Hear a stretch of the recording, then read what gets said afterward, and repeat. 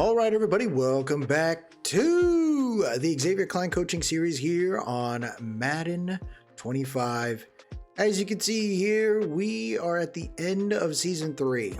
I looked at the tape, looked at the recording, and I just was not having fun when it came to this third season. I tried to build this team up with a decent draft. We made some trades to bring in some players, and it just was not working out for me. I think there might be something with the sliders too. I felt like the guys were just hampered by some type of decision making. So what we did on our end, and you'll see that in the next couple, in the first episode of this new franchise, of the new franchise we joined, the new sliders that we're going to be using. But it was very tough. I think there was a couple different things that we've learned with this team here as a new coach in the NFL, which is you may think you have a good system, but until you actually implement a proper game plan, the great players don't really make sense, right? Like there are certain teams in the NFL right now where when you look at the last 3 years of a particular franchise, you go, my goodness, some of these players were ridiculous. How did they lose, right? I thought the Browns 2 years ago had a ridiculous roster and just couldn't figure things out. The Jets this year, everyone was like, my goodness, they're going to kill it. And sometimes, you know, if you don't have the right game plan set up and the strategy and the vision for a team, it just does not pan out the way you hope. So I think for me on my end, that is something that I'm learning right now. Okay, we got to implement a better strategy and we got to move through it. Now, leaving the Saints was not an easy decision, but I just did not see myself trying to be with the Saints for a fourth season. I think it was good to kind of move on, right? There are certain players on this team that I think can really do some work. Sutton is now on the Saints. Isaiah Likely is a really good versatile tight end that can help them down the road. Their defense is younger and could be with this team for quite some time.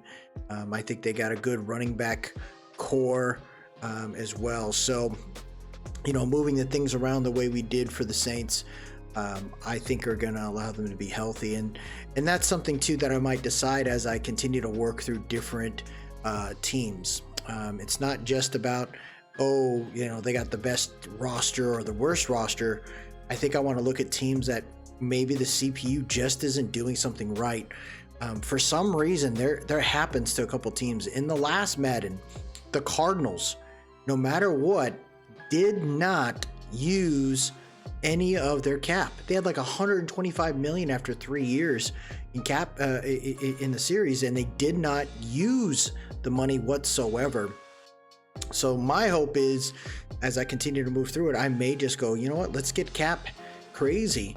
Let's if we leave a team, let's see if we can find a crew, a new franchise that isn't using the money properly, and then kind of even out the universe that we're building out. So as we move into it, right, we're going to head into year 4.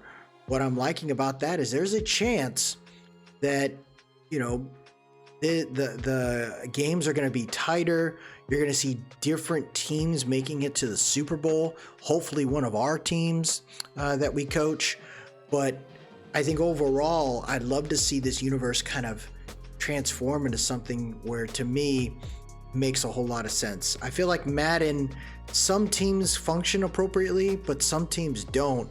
Some teams will draft based on what is needed, and then some teams just are oblivious with their draft picks. I don't know why, but it's just horrendous when I see some of the decisions made. So, I think what we're gonna try to do on our end is just continue to make it, go to each team and be realistic with our decision making, be realistic with how we want to build our team.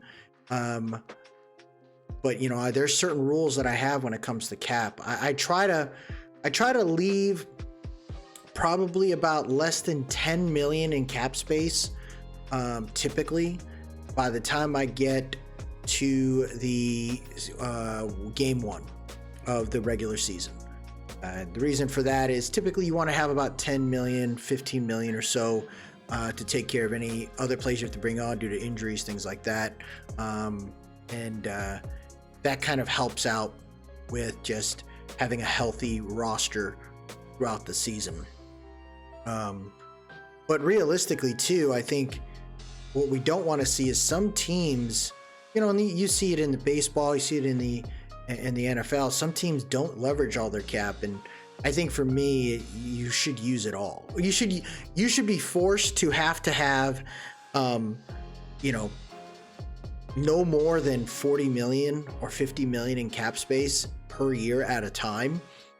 And if we recognize that you continue to have 50 million in cap space, there should be a penalty to those owners because you're not leveraging the roster appropriately, and you're not bringing in proper players. You're just kind of allowing your team to be horrendous. So I want to see if we can kind of keep building that out. This series is still fun.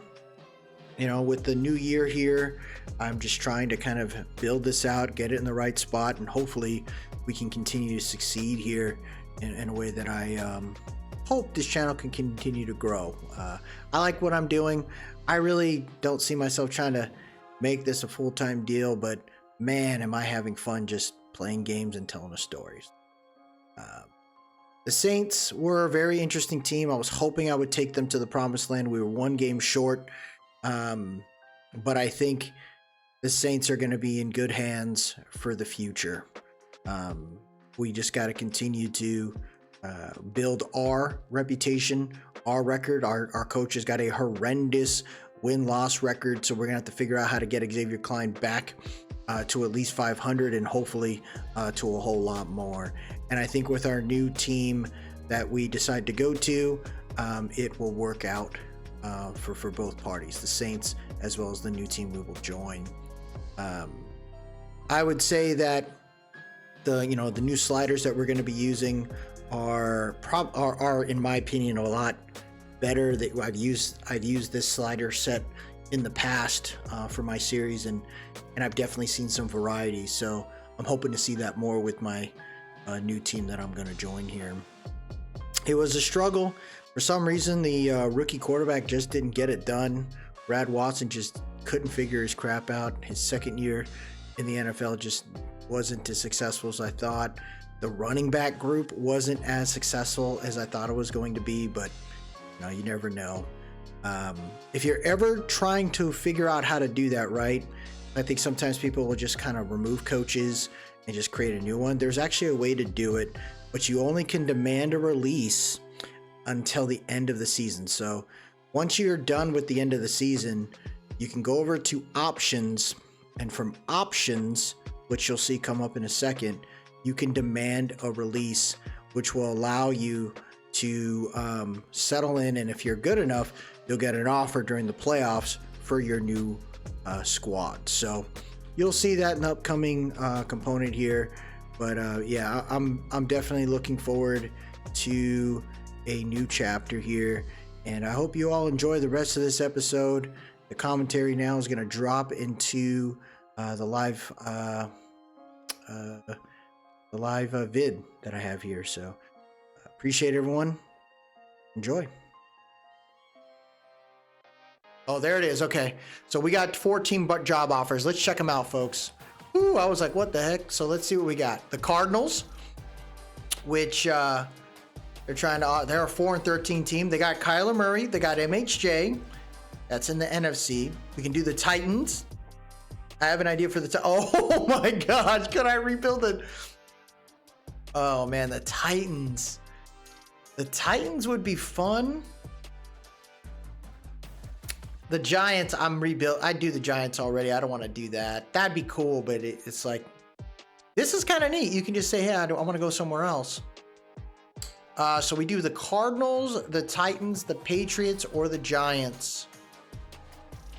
Both teams are crappy. Patriots are crappy. The Titans need something new there. They got Ridley, right? L'Jarius Sneed, so they got legit. They got some foundation pieces there. Justin Simmons in the interior line. Harold Landry, if they still kept them. That's a good spot there. They got Tajay Spears, Tony Pollard at running back. Cardinals got Trey Benson, MHJ, Trey McBride, Kyler Murray. Cap room $38 million. Patriots got a ton of money. Patriots got a ton of money. But I don't want to do it that way. I think to continue to challenge here, wow, Giants cap room is trash. I think to keep it fun here, I'm going to leave the NFC South, and we are going to the AFC South. We are taking the Tennessee Titans, folks. Let's get it done. This is our new team here, the Tennessee Titans. We know they got to deal with the upcoming free agents, but let me do this first, right? Now that I've come in, we got to hire an offensive and defensive coordinator, and I'd like to see what we can get here. So I'm going to try something a little different here. We're going to go ahead and bring in a player from the Raheem Morris coaching tree, Jim Nichols. We're going to rock the 4-3 cover 3. So I'm going to try that one out. That's something a little different there. Let's go check that scheme real quick. So that's the Atlanta defensive playbook with the Rams offensive playbook. So there's still some ties to that. That's kind of neat. Let's talk about our new group here before the re-signing period. Let's see what we got, right? You got a young left tackle in J.C. Latham, Peter Skoronski left guard. You got Lloyd Cushenberry at center, Dalton Reisner at right guard with Tyler Moton at right tackle. This is actually a really good group. We'll see if we can keep them all. That's nice. Okonkwo at tight end. Michael Mayer is over here now. Whoa, so the tight end group might fit with our new style. Wide receiver, looks like they got a young cat here in Armand Gattis, a second-year wide receiver with incredible speed. This might really be nice there. Now, the area of opportunity, right, is right here. We are going to look at a new group of players. This wide receiver ain't, this quarterback ain't it. He's on the last year of his contract. I mean, his stats aren't that bad. I don't know. Maybe he'll compete, but Kenny Pickett here, I don't think so. Mason Rudolph. I think I'm going to have to figure out how to retool that spot. Tajay Spears is the starting running back with Will Mathis as the rookie. He looks really good too. So that's a third down back. 5'8", 189, 5'9", 189. Then they got a couple other low-name guys. Tutu Atwell's on this team. Whoa! That's crazy. We picked the Rams setup here, and Tutu Atwell is on this team. He knows it very well here. What's his contract? He's got 2 more years, so okay. So, you know, we don't got too many cap space, 16 million in cap space, but that's not a bad spot there. Okay, so it looks like some of the guys that I'm normally used to messing with here is Jeffrey Simmons. Is he on the last year of his contract? I thought it was Justin. Justin is the DB. Okay, he's got 1 more year left on his contract. I'm going to move him to defensive tackle. I think that's where he probably fits better. I think Simmons would do some work there. We got to work on our edge pressure. But you got Jeffrey Simmons there, along with this guy, Tavondre Sweat out of Texas. Very good player. This dude's a dog. I think we can retool that. So the interior pressure on the line is going to be set. We just got to figure out the outside pressure, the end, excuse me. Darian Gordon, a rookie here. He's got some finesse. Okay, I'm seeing that. We're still going to have to retool this group, but that's not a bad move right there. And then you got another guy here in Booth. Booth is 6'1", 252. So he's got a similar build to Wilkins, who was on the Saints there. That guy could really work out for us. And then you're looking at Roger McQuarrie, Awuzie. They got another guy here. Who is this guy? Mitch Crowder, 2nd year. This guy's got ridiculous abilities. What are we doing? Why aren't we using him? We got to get Mitch Crowder going. So you're looking at a decent defense. They got Some youth on the defensive line, but Majay Sanders, Hennigan, like that's not going to work out. We got Puna Ford, so the veterans in the interior aren't bad. This is not the greatest, right? We got to work on the linebacker group. Looks like second level is horrendous. Adams, I'll probably, hopefully, we'll see if they actually sign this guy. Jamal Adams. If he's signed, I'm wondering if I can move him. Let me look at this real quick. How many years on his? He's got 2 more years on his contract. We'll look and see, like, if we can move him to the middle linebacker spot. I think that's probably a better decision there. You know, we got a decent guy here in Cedric Gray. He's actually pretty good. Don't cover. Yeah, he's not a bad middle linebacker. I don't feel like that second level is that great. We're gonna have to retool this entire spot here. The corners, I think, are in an okay spot. McCreary is a good slot corner. Crowder should probably further up, Awuzie or something like that too. Brownlee's not a bad corner as well. The safety, we gotta retool the safety group because that doesn't look good. So the safeties kind of took a hit there. Kicker, they got Ricard, Vikings kicker, and then the punter is really good in Stonehouse. And then there's our practice squad guys. We're going to retool that too. Okay, so I'd say this team's not bad. 83 overall. You know, definitely some work to do there. We're just going to have to figure out how to get all these pieces in order. Mitch Dugan, who is a 78 overall, 6'4", 255. Okay, Mitch. All right, Mitch. This guy looks like he could be a pretty big dog for us. Interesting. But Mitch Dugan looks like he could be a nice piece here.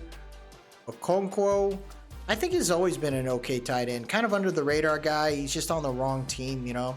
I think if he was thrown on the Vikings, the Vikings or the Ravens, he'd probably be showing up and showing out. But the rest of these pieces, we're going to have to figure it out. I want to bring in my own players too. I want to make sure we continue to build it out the way I would like. And like I said, if I see some Saints players there, it's going to be sweet. It is the Seahawks and the freaking Chiefs. So the Chiefs had to go past the Bills and the Ravens again. Like that, those teams are always fighting it out. The Seahawks making it is kind of crazy. Wow, Buccaneers, they made it to the divisional round. The Browns made it. Oh my gosh. Oh my gosh. Probably despite freaking Deshaun Watson there. As far as yearly awards, I'm assuming my guy in the NFC is the Defensive Rookie of the Year. There it is, Chris Wiggins. He deserves it, man. He deserves it 100%. Really good player. He was undersized. No one thought he was going to do it, and he ended up killing it. Really proud to see him getting that award there. Now, with this draft, right, we're going to have to reevaluate this thing with the new scouts that we got. It's not going to be easy. There is a lot of players out there. I don't know which scouts we have because we're going to have to retool that one. But I am going to, we might have to consider a quarterback in this year's draft. I just don't know if we're going to be able to do that. I might have to just lean on the quarterback that I currently have. Let's see how many picks we got, folks, for the Titans. So the Titans currently have a first, second, third, fourth. They have New England's fifth and a sixth. That's all they got. They didn't lose, and it looks like they lost the seventh in 2029 and a seventh this year. So that's not too bad. And I am dumb. What pick were we? Were we like mid-round? Oh, we're the second overall pick. Ooh, this is huge. We're the second overall pick. So we definitely have a shot at a quarterback. I'm going to start scouting those, this off season, but this is huge. I'm really excited to see what we can do here in Tennessee. Their jerseys are kind of sick. We're going to rock some of the past jerseys too. It'll be fun to kind of mix it up and have some different looks out there. So we got the advancing here in 2026. Who takes it on? And the winner of the 2026 Super Bowl is, holy crap, they beat the brakes off them. The Kansas City Chiefs, folks. They win another one here. 31-12. Golly, they beat the living hell out of people. So they were ready to roll. 6-time AFC champions, 4-time Super Bowl champions. Great job there. Awesome work. And I am looking forward to the next one here. We'll check out the retirements here before we end this episode. Looks like Demario Davis. He is now retired. Gerald Everett. David Andrews. Juszczyk, he went to the Patriots. Wow. Justin Simmons went to the Lions. He's done. Lyle Collins, Havenstein. So their O-line's done. Tyron Smith's done. Will Lutz. Michael Pierce. Gilmore Cousins is retired. Xavier Howard. Kamara retires. Kelsey calls it a career in 2026. Graham Glasgow, he leaves on top, man. Wins the Super Bowl, gets to retire. What a move. Rides into the sunset there. Cody Whitehair. Odell Beckham Jr. Darius Slay. Cooper Rush. Wally Cox. Feliciano. James Conner. Oh, man. Derek Carr. Oh. Jimmy Garoppolo. Okay. Decent retirements there. That isn't bad. I wanted to see the staff moves. Who got picked up for the Saints? So who was hired by the Saints? So we got that one. Those are our pickups there. Giants, fired. Yeah, where is, they're not saying who the new head coach is. Wow. That's pretty crazy right there.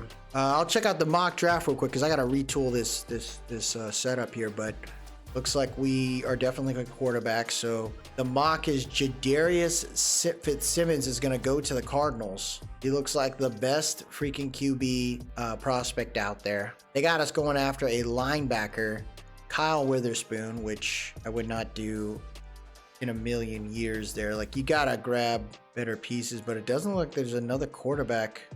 Barkley's round 3. Oh, wow. We might have to trade up pretty hard to get that guy. I don't know. I got to look at that one there. That's a tough one. That's a tough pill to swallow right there. We'd have to trade up big to bring him in. So quarterback may not be able to be something we can grab now, but we got a new concept we got to work on, new playbook we got to work on.